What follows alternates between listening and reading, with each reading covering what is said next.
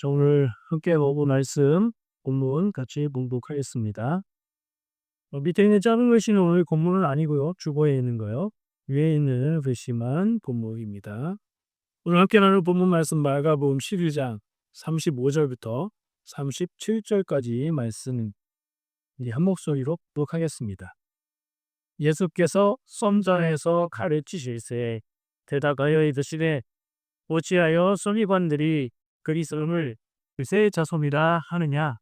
다윗의 성전이 감동되어 친히 말하되 주께서 내 주께 계시되 다려 내 원수를 내 할 아래에 택하지 내 우편에 앉았으라 하셨도다 하느니라. 다윗이 예수를 자라하였은즉 어찌 그의 자손이 되겠느냐 하시니 많이 사람들이 즐겁게 듣도다. 아멘. 오늘 말씀 제목은요. 뭐죠? 뭐라고 써 있어요? 즐겁게 들었다. 즐겁다는 말은 생각만 해도 얘기만 해도 내가 즐거운 거 아니라고 해도 긍정적인 말이니까 우리를 기분 좋게 하는 것 같아요. 오늘 말씀 본문을 읽어볼 때에 누가 즐겁다는 얘기 있죠? 즐겁게 들었어요. 누가? 내가 주도. 예, 감사합니다. 장로님 오늘 말씀 나누면서 당연히 뿐 아니라 모든 성도님들이 다 즐겁게 들으시기를 축복하고요. 근데 오늘 말씀의 상황에서 보니까 예수님이 말씀 전하시는 걸 사람들이 즐겁게 들었다. 요렇게 얘기하는 거예요. 어, 저는 때로 반성하기를요. 주일날 또는 금요일에 말씀을 준비하고 전하는데 저는 나름 중요하다. 이건 꼭 중요하다. 이건 놓을 때 꼭 전해야 된다. 그런 사명을 가지고 나르고 전하긴 하지만 어떤 분이 자꾸 얘기를 해주세요. 재미가 없다. 너무 진지하고 지루하다. 그런데 누구처럼 좀 재밌게 좀 해봐라. 근데 뭐 시도는 해봤잖아요. 근데 오히려 더 분위기가 이상해지는 것 같아서 어쨌든 뭐 그렇습니다. 노력은 하는데요. 오늘은 실없는 농담하자는 게 아니고 말씀의 주제부터 좀 재밌고 즐거운 이야기를 찾아서 해보자 하는 생각을 가졌어요. 그리고 성경을 떠올려 봤어요. 예수님이 제일 중요하고 예수님이 좀 재밌고 즐겁고 기분 좋고 예수님이 웃었다는 얘기가 성경에 있나? 기억이 안 나요. 근데 웃긴 웃으셨겠죠. 근데 기록에 없는 것 같아요. 근데 생각하다 보니까 오늘 본문 말씀이 떠올랐어요. 예수님이 말씀 전하시고 사람들이 그 예수님이 전하신 말씀을 듣고 즐겁게 들었다. 예수님이 얼마나 재미있는 얘기를 하셨으면 즐겁게 들었을까 하는 기억이 나서 본문을 찾고 본문의 내용들을 훑어보기 시작했습니다. 그런데 돌이킬 수 없는 시점에서 깨달았죠. 내용이 그렇게 재밌는 내용은 아니구나. 그거 같이 나눠보겠습니다. 어쨌든. 자, 말씀의 배경을 같이 좀 이해를 하는 차원에서 말씀 속으로 같이 들어가길 건데요. 오늘 읽은 본문 말씀 중에 말씀의 핵심은 이겁니다. 예수님이 전한 말씀의 내용이 뭐였냐? 다윗이 그리스도를 주라 하였은즉 어찌 그의 자손이 되겠느냐? 이 얘기예요. 이 얘기는 들어보면 이게 무슨 얘기인가 싶고 두 번, 세 번 읽어보면 무슨 얘기다 싶은데 쉽지 않아요. 약간은 명확하지 않아서 한번 의미를 짚어볼 필요가 있어요. 자, 오늘 본문은 35절부터 37절까지지만 중요하게 여길 부분은 37절 부분입니다. 다시 읽어보면 이렇습니다. 다윗이 그리스도를 주라 하였은즉 어찌 그의 자손이 되겠느냐. 여기에 뭐가 빠졌어요. 뭐가 빠져서 이해 안 되는데 다윗이 그리스도를 주라고 불렀는데 어떻게 다윗이 그의 자손이 되겠느냐 하는 말이에요. 그걸 넣어서 이제 생각하면 내용이 이해가 되기 시작합니다. 근데 앞의 내용도 좀 봐야 될 것 같아요. 어떤 얘기가 나오기 전까지 그 말만 가지고 따지면 좀 그 말이 나온 상황의 의미가 덜하잖아요. 앞에 무슨 얘기가 있냐? 이 마가복음 12장 내용 자체를 보면 35절부터 본문인데 그럼 34절까지 봐야 되는데 요약해서 말씀드리면 일단은 요 때가 언제냐? 예수님이 성전에서 사람들에게 말씀도 가르치고 막 하던 때인데 마지막 때 붙잡혀 가시기 전에 고난주간으로 우리가 흔히 기억하는 그때예요. 그때 무슨 일들이 있었죠? 예수님이 사람들에게 말씀 전하시고 성전을 엎으시고 장사하는 사람들을 엎으셨죠. 성전을 엎으시고. 근데 예수님께 어떤 사람들이 막 와서 논쟁을 하죠. 그 내용들이 있습니다. 소개해 드리면 이래요. 첫 번째 1 절부터 12 절까지 상당히 많은 내용을 예수님이 비유로 말씀하신 내용이 차지합니다. 내용은 포도원 농부 비유입니다. 어떤 포도원 얘기냐면 땅 주인이 포도를 잘 만들어 놓고 농사 짓는 사람들에게 그 포도를 맡기고 주인은 외국으로 갔대요. 그 얘기 기억나시죠? 그리고 때가 돼서 그 포도원에서 거둔 소득을 받기 위해서 사람을 보냈어요. 근데 이 농부들이 욕심이 나서 그 사람을 때리죠. 그리고 보내요, 빈손으로. 그렇게 해서 보낸 사람들을 여러 때려서 그냥 보냈어요. 마지막에 어떻게 했냐? 그 사람이 죽여버립니다. 이 도둑들이죠. 이러면 안 되죠. 또 비유로 그런 얘기를 하시는데 마지막에 주인이 내 아들을 보내면 사람들이 존중하고 내야 될 것을 내겠지. 아들을 보내는데 어떻게 해요? 아들을 죽여버렸다. 예수님이 지금 비유로 하시는 얘기예요. 이게 뭘 상징하는지 우리는 금방 알아듣겠죠. 내가 하나님의 아들로 구원을 전하러 와서 사역을 하는데 아직 안 죽으셨잖아요. 근데 이제 이 유대의 종교 지도자들, 권력자들은 나를 이렇게 죽일 거다. 그런데 그 하는 짓이 뭐와 같냐? 이 포도원 농부들 자기 것이 아닌 것을 자기 것이냐? 그리고 주인의 아들을 죽이는 것 같은 짓이다라고 말씀을 하시는 거예요. 그 말씀을 전하시고 나서 이어지는 내용은 논쟁을 하러 오는데 첫 번째 찾아온 사람들은 바리새인과 헤롯 당이지요. 그 사람들이 와서 뭐 얘기하죠? 세금 얘기합니다. 세금. 옛날이나 지금이나 얘기했을 때 누구나 관심 갖고 민감한 부분이 돈 얘기죠. 돈. 우리가 캐나다에서 복지 국가에서 살고 있는데 혜택을 많이 받는데 이 혜택을 위해서 세금을 엄청 내야 됩니다. 저소득자 요즘 이제는 필요 없고 다 세금 많이 내야 됩니다. 그러면 여러분 뭐 눈이 커지고 관심 갖고 그렇죠. 자, 무슨 얘기를 하느냐? 유대인들로서 로마에 세금을 바치는 것이 옳습니까? 하고 예수님께 물었어요. 굉장히 민감한 얘기인데 잘못 대답하면 곤란해지는 얘기죠. 거기서 나오는 상황이 있죠. 예수님이 어떻게 응답하세요? 동전 좀 보여줄래? 그 동전에 돈에 새겨져 있는 모습이 누구냐? 황제인데요. 그러면 가이사의 것은 가이사에게, 하나님의 것은 하나님께 가라쳐라. 그러고 상황이 끝나죠. 저는 어쩌면 이 와서 문쟁하러 왔던 사람들이 생각하지도 못했던 예수님의 답변에 이게 무슨 얘기지? 못 알아들어가지고 그냥 상황이 종료된 건 아닌가 하는 생각도 해보고요.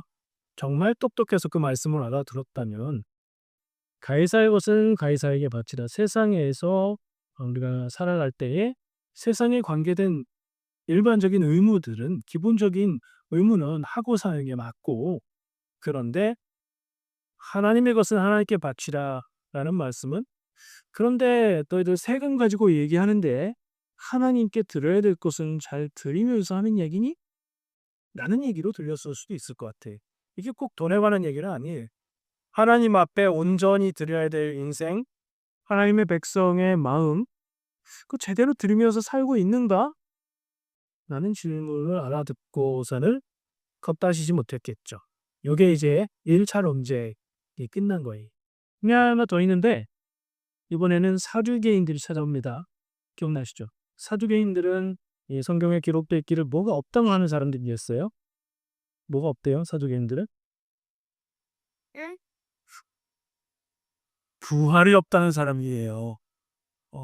뭐라고 볼 수 있을까요? 지금 같으면 그러니까 개신교 입장에서 부활이라는 건 없습니다. 하고 주장하는 사람들이 있다면 이단 이렇게 말할 수 있는데 유대교의 관념에 있어서는 이단이라는 게 없대요. 굉장히 그 생각이나 사상이 자유롭고 그렇대요. 이 사두개인들이라는 사람들은 좀 그런 쪽으로 물질주의 정도 신학을 판단하는 사람들이었어요. 부활이 없다는 걸 주장하기 위해서 예수님께 곤란한 질문을 하는데 그게 뭐였냐? 유대인들의 그 풍습에 따라서 형제가 결혼했는데 자녀를 낳지 못하고 죽으면 형제니까 남자 동생이 형 대신 결혼을 해서 자녀를 낳아두인 그런 법이 있단 말이에요.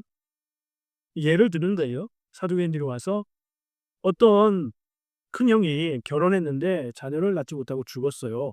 예수님께 질문하는 거죠. 그래서 둘째가 대신 결혼했는데 또 죽었어요. 셋째도 못 낳고 죽었고 넷째도 일곱 형제가 다 그렇게 죽었는데 그러면 부활 후에는 도대체 누가 그 여인의 아내가 되니까? 라며 부활이 있다고 얘기하는 것에 논리적인 오류를 지적한 거죠. 이거 역시 예수님이 그러면 믿음이 많이 많네. 부활이 없네. 그러면 부활을 부정하는 말을 하게 되는 거고요. 근데 이 사두개인들이 생각하기에는 이 논리는 완벽해서 깨질 수가 없는 논리였던 거예요. 자, 예수님은 어떻게 답하시죠?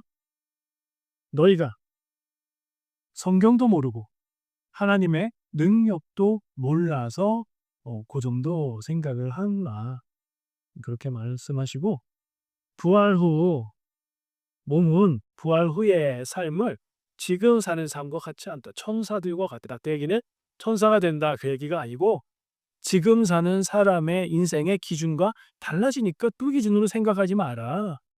라고 얘기하신 거예요. 전혀 생각하지 못했던 답인 거죠. 왜냐하면 그 사람들은 지금 사는 인생만 생각하고 그걸 기준으로만 논리를 세웠기 때문에 하나 더 있어요. 그렇게 하고 나서 한 서기관이 예수님께 나와서 이 사람은 논쟁하러 온 게 아니에요.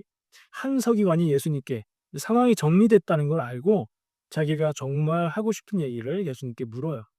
계명 중에 가장 첫째 되는 것이 무엇입니까? 계명은 율법이고요. 율법 중에 가장 중요한 게 있다면 그게 무엇인가요?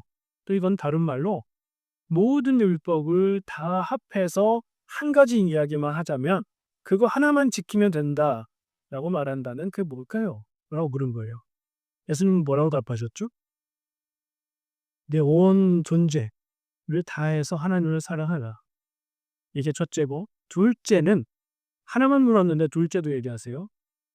둘째는 내 이웃을 내 몸처럼 사랑하는 거다. 이거는 떼놓을 수 없다는 얘기죠. 하나만 물었는데 두 개를 얘기하시면 이 두 개가 한 가지란 얘기고 하나님만 사랑하면 그것은 헛된 것, 부족한 것, 반만 하는 것. 이웃만 사랑해도 그건 온전하지 못하는 것. 하나님을 온전히 사랑하고 이웃을 내 몸처럼 온전히 사랑하면 다른 계명들을 생각하지 않아도 그것 지키는 것만으로 하나님의 뜻이고 계명을 완전히 지키는 것이다. 이런다고요? 주신 거죠. 그 서기관이 맞습니다. 이런 대답을 하니까 예수님이 네가 하나님 나라에서 먼저 안다. 네가 생각하는 것, 네가 깨닫는 것들의 수준이 다른 사람들하고 다르네. 하나님의 말씀을 알아듣는구나. 여러 얘기를 하시는 거야. 그리고 나서 이어지는 말씀이 요 말씀인 거예요.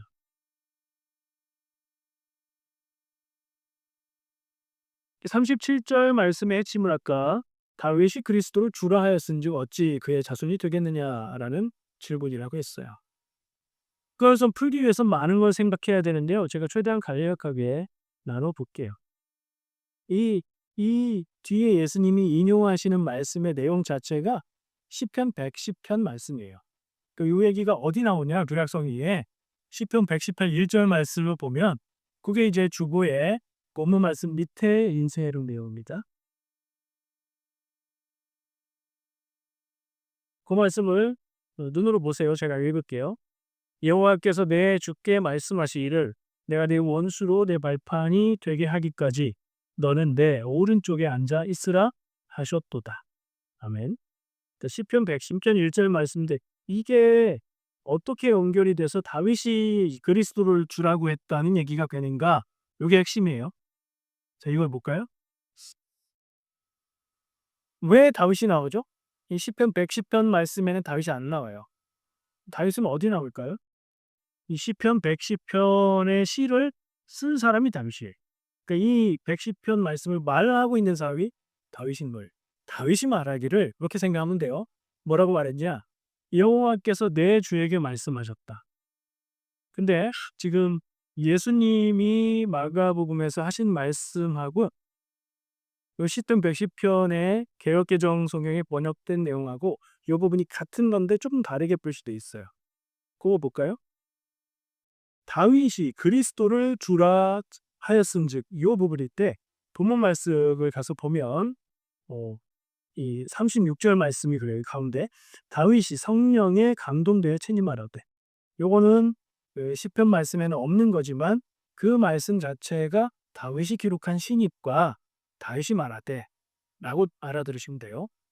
어, 인용은 이 부분이에요. 주께서 내 주께 이르시되 이 부분만 중요해요.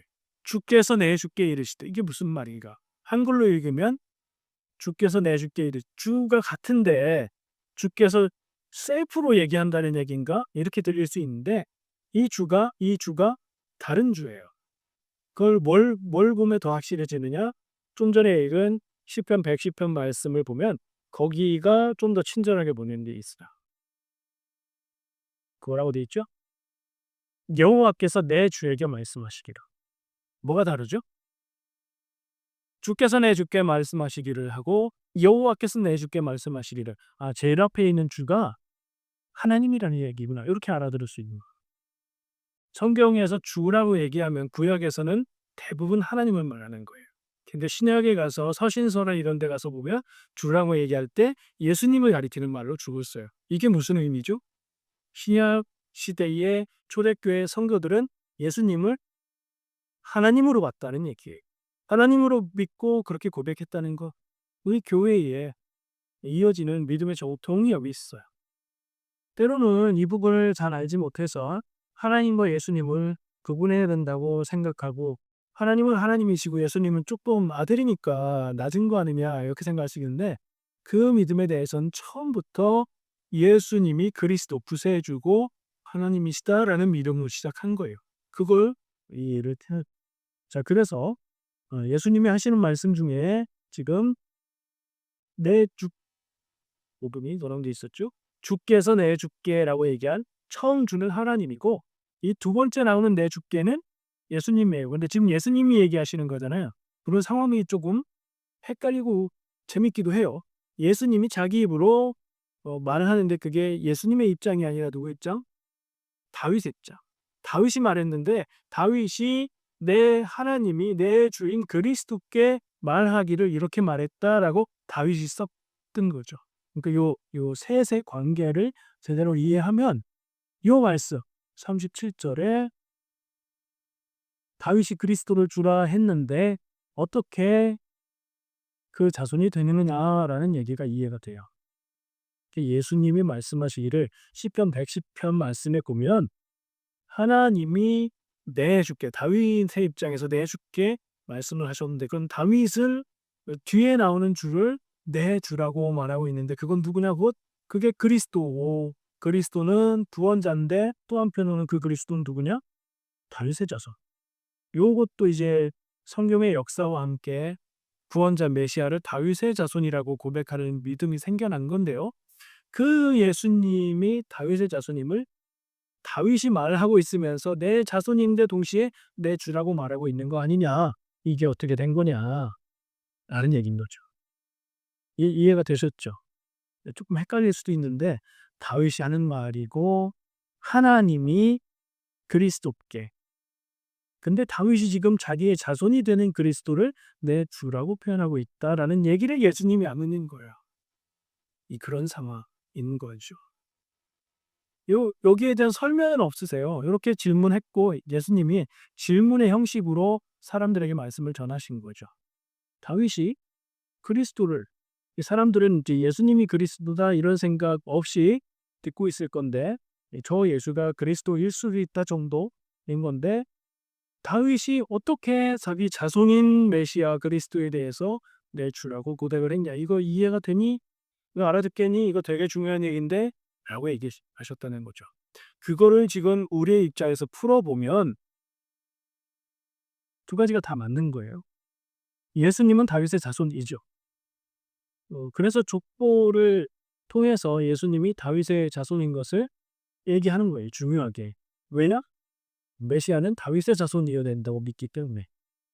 예수님은 다윗의 자손이에요. 근데 다윗이 자기 먼 자손에게 대해서 내 주라고 말한 것은 뭔가?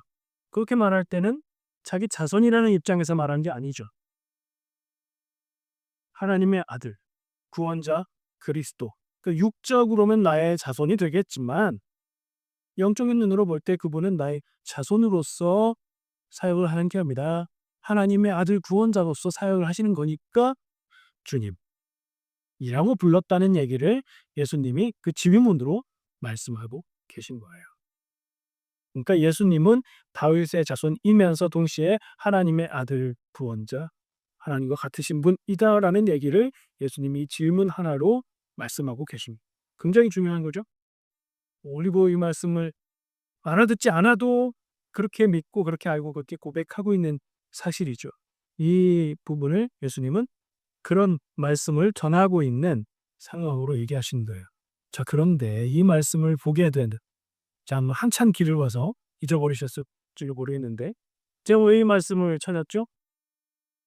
그 결론에 즐겁게 들었대요, 사람들이. 야, 이때 사람들이 수준이 대단했구나. 우리는 이렇게 한참 따져야 알 만한 얘기를 그냥 알아듣고 즐겁게 웃으면서 들었나? 라고 생각할 수 있는데 한글 번역이잖아요. 즐겁게 들었다는 말이 웃겨 가지고 즐겁게 들었다는 얘기인가요? 아니면 기쁜 마음으로 들었다는 얘기일까요? 요거 한번 생각해 봐요. 그래서 제가 말씀을 보다 보니까 재밌어서 즐겁게 들었다는 얘기가 아니었다고 얘기를 예수님의 이 말씀이 물론 재미도 있겠죠. 그렇게 들어보니까 그렇네 하는 그런 어떤 재미를 주기도 하겠지만 웃겨 가지고 웃은 건 아니잖아요. 웃은 것도 아니죠. 즐겁게 들었다면 우리말의 표현이 기쁜 마음으로 들었다. 좀 더 얘기하면 그 말을 열린 마음으로 받아들이고 있었다 하는 얘기가 되는 거죠. 그 상황이 그려지시나요? 사람들이 즐겁게 들었다는 말을 한번 풀어 보겠습니다. 살짝 얘기해 볼게요. 첫 번째, 서기관들이 가르쳤던 그런 내용하고는 이건 질적으로 다르다는 차원에서 즐거운 기쁨을 율법의 짐이 아닌 하나님의 말씀을 듣고 깨달을 때 진리의 자유를 느끼는 것을 경험했기 때문에 즐겁게 들었다라고 말할 수 있는 부분이 있는 거죠. 또 어 로마 치하에서 그 로마의 권력을 위임받아서 일반 백성들 위에 불링하면서 세금을 뜯어가는 사람들, 종교적으로 이걸 내라 저걸 내라 하면서 이걸 해야 되고 이걸 하면 안 되고 막 올가매는 그런 지도자들 밑에서 괴롭고 힘들게 살아가던 사람들이 예수님의 이런 말씀들을 들으면서 종교 지도자들의 위선이 드러나게 될 야, 그 사람들 뭐 대단한 것처럼 하더니 이분의 말씀을 들어보니까 아니었을까? 그들이 틀린 부분이 있구나 하는 그런 통쾌함 때문에 즐겁게 들었을 수도 있겠죠. 세 번째, 예수님의 말씀을 통해서 사람들이 진정한 메시아에 대한 새로운 소망을 느꼈기 때문이다. 그 당시에 사람들이 유대인들이 메시아를 기다리고 있었어요. 그리스도와 메시아는 같은 말이에요. 메시아는 히브리어, 그리스도는 헬라어일 뿐이고요. 구원해 주실 분을 기다렸어요. 무슨 얘기죠? 삶 고달팠다는 얘기죠. 고달픈 삶에 구원해 주실 분을 기다리는 거예요. 근데 그들이 기다렸던 구원자 메시아는 무엇을 할 분이었을까요? 많이 얘기해서 여러분들 다 얘기하세요. 뭘 하실 분? 왕으로 오셔서 로마를 몰아내고 유다를 하나님의 백성의 나라를 다시 세우고 자유와 믿음이 그래서 우리가 좀 살기 편하게 그렇게 살 수 있게 인도하실 분, 정치적인 군사적인 영웅을 기다렸어요. 왜 이랬죠? 자기들한테 필요한 게 그런 분이라고 믿었기 때문이다. 근데 예수님은 그런 구원자였나요? 그렇지 않았어요. 나라를 세우고 군사력으로 능력으로 로마를 무찌르는 것이 아니라 십자가의 죽으심으로 그 일을 하신 분이었어요. 완전히 질적으로 다르죠. 목적이 달랐어요. 그 사람들이 기대하고 원하는 모습을 이루기 위해서 오신 분이 아니라 하나님의 계획과 뜻을 비워서 오신 분. 근본적으로 몸을 같다고도 할 수 있어요. 사람들이 저희들을 해방시켜 줄 그런 구원자를 기다렸죠. 근데 그 해방의 질적인 수준이 달랐던 거예요. 하나님의 차원에서 죄에 갇히고 매여서 고통 가운데 살아가는 모든 인생들, 유대인들뿐이 아니라 모든 인간들에게 구원의 길을 주시는 것이 하나님의 뜻과 계획이었고, 근데 그렇게 오신 구원자 예수님을 자기들이 기대하고 원하는 모습으로 이렇게 그 틀을 가지고 보니까 저 사람은 아니네. 그래서 결국 권력자들이 예수님을 죽일 때에 거기에 동조하게 되는 거죠. 그런 사람들이 기다렸던 구원과 하나님이 주시는 구원이 달랐다는 건 우리에게도 굉장히 중요한 교훈을 주있다. 내가 살면서 바라고 원하는 것, 하나님 앞에 기도하는 제목들이 나에게 그대로 이루어지는 것이 하나님의 뜻이 아닐 수도 있겠다. 정말 하나님의 뜻은 더 크고 더 귀한 것일 수 있겠구나 하는 생각을 우리가 할 필요가 있는 거죠. 자, 이 세 가지, 좀 전에 얘기한 세 가지 차원에서 백성들은 예수님이 전하시는 말씀을 기쁜 마음으로, 열린 마음으로 시원함을 느끼면서 그렇게 살았다. 이게 오늘 말씀의 내용인 것 같아요. 우리도 인생 고달프죠. 이민 생활이 만만치 않고요. 근데 생각해 보면 한국에서 사는 인생도 똑같아요. 만만한 인생이 없어요. 그렇죠? 사는 것 자체, 태어나서 살고 떠나가는 인생 자체가 고달픈 것 같아요. 고달픈 인생을 살지만 우리는 예수님을 믿기 때문에 두렵고 불안하지 않고 살만 나는 인생을 살아야 하는 적이 있습니다. 우리 그렇게 살고 있나요? 아닌 것 같아도 괜찮아요. 다 그렇게 100% 살 수는 없겠죠. 그렇게 사는 삶을 향해서 나아가는 여러분 되시기를 축복합니다. 결론 정리를 한 번 더 할게요. 오늘 우리는 왜 백성들이 예수님의 말씀을 즐겁게 들었는가 하는 질문을 가지고 나눠봤습니다. 그리고 그 내용들을 통해서 예수님이 누군지를 다시 한번 깨닫게 되었습니다.